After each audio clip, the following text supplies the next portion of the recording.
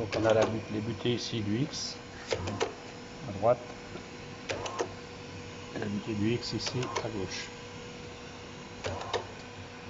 Donc là on a le déplacement longitudinal ici du X avec la vitesse et marche arrêt. Et idem pour le transversal, la vitesse, marche arrêt. Et ce qui est important, c'est les butées aussi du transversal. Voilà, donc là on a réglé les deux butées du transversal vers le fond ici et vers le devant ici.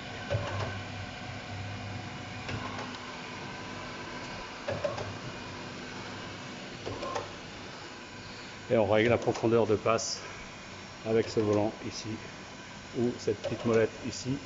Et donc elle doit être abattue vers le fond quand on est en prise de passe.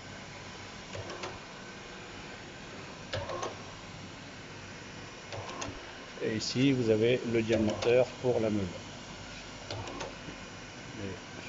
Et ici, alors important, ici vous avez le système de graissage manuel. Donc comme la machine, là c'est très important au démarrage de faire le graissage le plus souvent possible. Il ne faut pas hésiter, comme la machine est en rodage, il ne faut pas hésiter. Et vous avez le graissage des axes qui se font par les tuyaux que l'on voit ici. Et au niveau de la tête, à ce niveau-là, ici.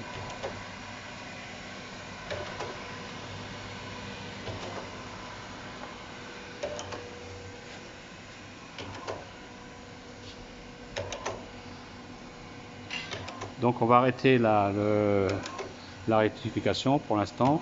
Donc on va arrêter le transversal.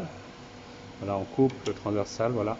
On coupe le transversal, voilà. On passe en manuel, voilà. Et on coupe le longitudinal quand on va être sorti de la meule, de la pièce, voilà. Là, on peut doucement couper le transversal.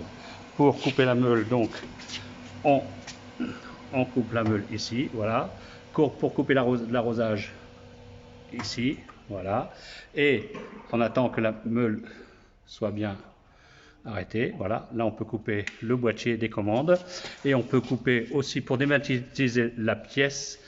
Voilà, on passe sur 0 ici et là, on démagnétise la pièce.